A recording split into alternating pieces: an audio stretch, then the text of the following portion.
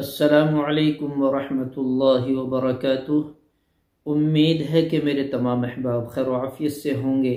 میرے عزیزوں، پیارے بھائی بزرگوں، اللہ تبارک و تعالیٰ کی رحمت کی امید رکھو، اللہ کے غضب سے ڈرتے رہو، کبھی بھی ظالم کا ساتھ نہیں دینا، ظلم کو برداشت نہیں کرنا، ظلم کے خلاف ہمیشہ کھڑے رہنا۔ اور یہ بات یاد رکھنا کہ سب سے بڑی طاقت، سب سے بڑی قوت صرف اللہ وحدہ لا شریک کی ہے۔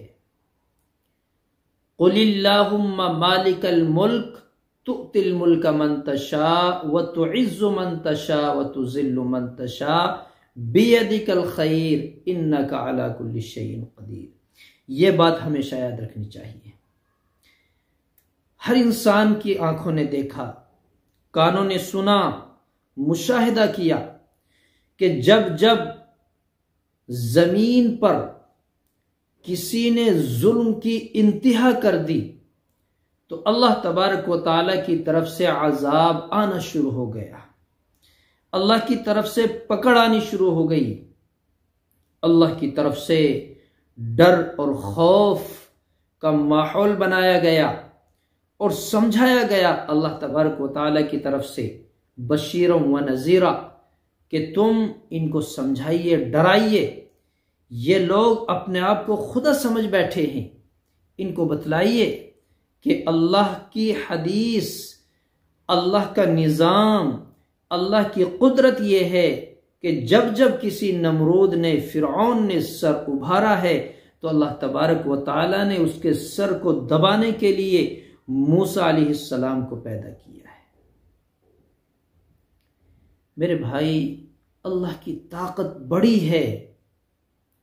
قرآن کی آیت دیکھیے آپ 30 پارے میں سورہ نازعات کے حل اتاک حدیث موسیٰ، اللہ نے مخاطب کیا کہ تمہارے پاس موسیٰ کی خبر نہیں آئی۔ موسیٰ کی کیا خبر تھی؟ اذ ناداہ ربہ بالواد المقدس طوى اذهب الى فرعون انه طغى فقل هل لك الى ان تزكى واهديك الى ربك فتخشى۔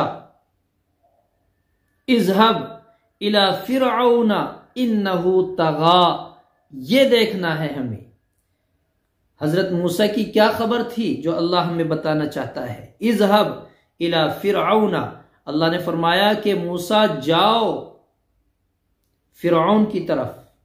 اذهب الى فرعون، کیوں جانا ہے؟ انه طغى، اب وہ بڑا سرکش ہو گیا ہے، اب وہ بڑا ظالم ہو گیا ہے، معصوم بچوں کو قتل کرنے لگا ہے، یتیموں بے سہاراؤں پر ظلم کرنے لگا ہے، اس نے کتنی عورتوں کو بیوہ کر دیا، کتنے ماں باپ کے گود سے اس نے معصوم بچوں کو چھین لیا ہے۔ اے موسیٰ، اب تم اس کے پاس جانا، وہ سرکش ہو گیا، اسے سمجھانا، لیکن اس کی سمجھ میں نہیں آیا۔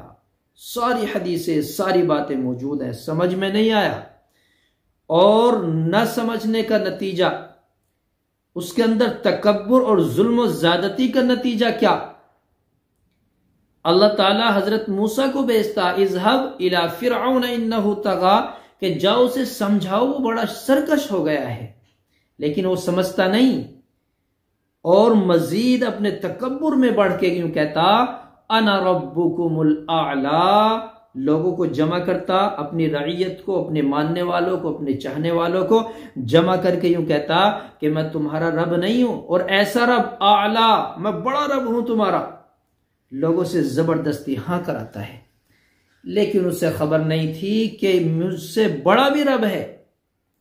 اللہ تبارک و تعالی ظالموں کو ڈھیل دیتا ہے، ان کی ظلم کے سبب، ان کی سرکشی کے سبب ڈھیل دیتا ہے، لیکن جب پکڑ کرتا ہے اور اللہ تبارک و تعالی کی طرف سے جب عذاب آتا ہے، سختائی آتی ہے، تو پھر دنیا کی کوئی طاقت جو اپنے آپ کو سپر پاور کہے، جو اپنے آپ کو ہنرمند کہے، جو یوں کہے کہ ہماری ٹیکنالوجی، ہماری کاریگری، ہماری مشین گری، ہمارا ذہن، ہمارا دل دماغ اتنا پاورفل ہے، جو اپنے آپ کو سب سے بڑا پاورفل کہے، تو اللہ کی طرف سے جب عذاب آتا ہے تو اس دنیا کی کوئی طاقت اس کو نہیں بچا سکتی۔ ان بطش ربک لشدید، اللہ کی پکڑ اتنی سخت ہے کہ دنیا کی کوئی طاقت بچانے والی نہیں ہے۔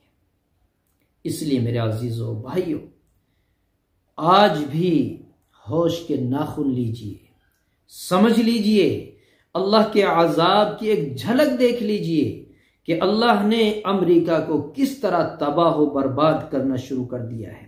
یہ سبق ہے آپ کے لیے، آپ کے لیے، آپ کے لیے، پوری دنیا کے لیے یہ سبق ہے کہ سمجھ لیجئے کہ اللہ کا عذاب اس انداز میں بھی آ سکتا ہے، اور یہ چھوٹی سی جھلک ہے اللہ کی۔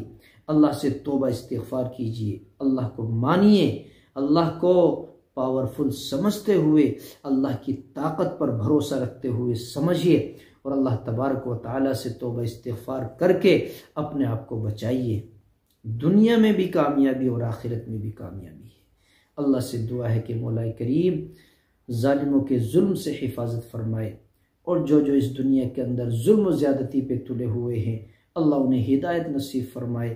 اگر ان کے مقدر میں ہدایت نہیں ہے تو اللہ تعالیٰ سے دعا ہے کہ مولا اس دھرتی کو ایسے ظالموں سے پاک اور صاف فرمائے۔